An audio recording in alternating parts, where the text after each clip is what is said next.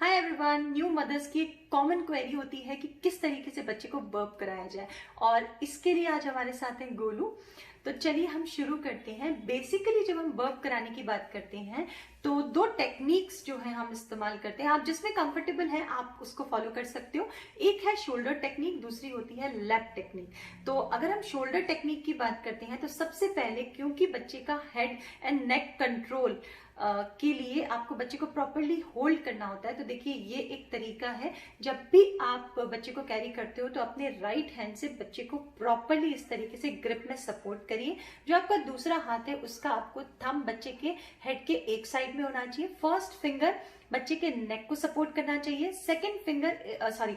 First finger बच्चे के head को सपोर्ट करना चाहिए। सेकंड फिंगर आपके बच्चे के इस तरीके से नेक को सपोर्ट करनी चाहिए। एंड बाकी आप दो फिंगर से बच्चे की बॉडी से आप नेक को प्रॉपर्ली सपोर्ट कर सकते हो। तो दिस इज द वे। इस तरीके से आप कैरी करके बच्चे को आप शोल्डर पे ला सकते हैं और इस तरीके से आप बच्चे को यहाँ पे होल्ड करते हुए और इस तरीके से आप बच्चे को बर्प करा सकते हो। बर्पिंग कैसी होनी चाहिए? जेंटल होनी चाहिए बर्पिंग, और इस तरीके से आप बर्प करा सकते हैं। आप ये भी कर सकते हो, जैसे इस तरीके का मूवमेंट भी आप कर सकते हैं अपने हैंड के थ्रू।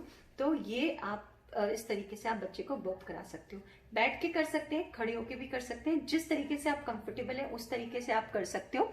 साथ में इस चीज का ध्यान रखिएगा कि कितनी देर तक कराना चाहिए। जनरली 1 मिनट तक आप करा सकते हो।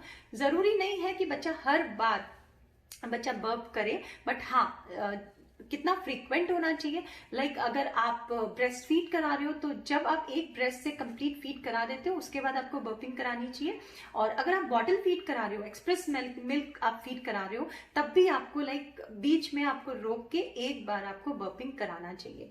अगर आप बच्चे को फीड करा रहे हो और बच्चा बहुत क्रैंकी हो रहा है, रो रहा है, तब भी आप कोशिश करें कि आप खड़े हो जाएं, बच्चे के साथ कम्युनिकेट करें और इस तरीके से आप बर्पिंग कराने की कोशिश कर सकते हो। तो ये कुछ चीजें हो गई जिसका आपको ध्यान रखना है। अच्छा, दूसरी टेक्निक की हम बात कर रहे थे, लैप टेक्निक। अगर आप शोल्डर टेक्निक भी है तो कई बार क्या होता है, बर्पिंग में बच्चा स्पिट कर देता है, तो आप यहाँ पे एक क्लोथ रख सकते हो। एंड स्पिट करना नॉर्मल है, तो बहुत ज्यादा इसमें टेंशन की बात नहीं है। जब हम लैप टेक्निक की बात करते हैं तो इस तरीके से आपको बच्चे के फेस को एंड नेक को आपको होल्ड करना है। तो ये इस तरीके से आप ग्रिप बच्चे की ग्रिप आप ले सकते हो, दोनों फिंगर्स इस तरीके से, एंड पूरा जो बाकी की फिंगर्स है उससे आप बच्चे के नेक को सपोर्ट कर सकते हो। और इस तरीके से अपनी लैप पे बच्चे को बिठा के एंड आप बर्प करा सकते हो। आई थिंक अगर नई मदर्स हैं और अगर एक्सपीरियंस नहीं है तो ये वाली टेक्निक ज्यादा सूट करती है। उसके बाद धीरे धीरे आप शोल्डर टेक्निक पे लाके भी बच्चे को बर्प करा सकते हो। तो ये है, इस तरीके से हमने बिठाया एंड इस तरीके से हमने जेंटली बच्चे को बर्प कराया। इससे रिलेटेड अगर आपको कुछ भी पूछना है तो आप हमें यहाँ पे मैसेज कर सकते हैं, आप अपनी क्वेरीज पोस्ट कर सकते हैं। तो चलिए फिर मिलते हैं नेक्स्ट सीरीज में। Happy parenting.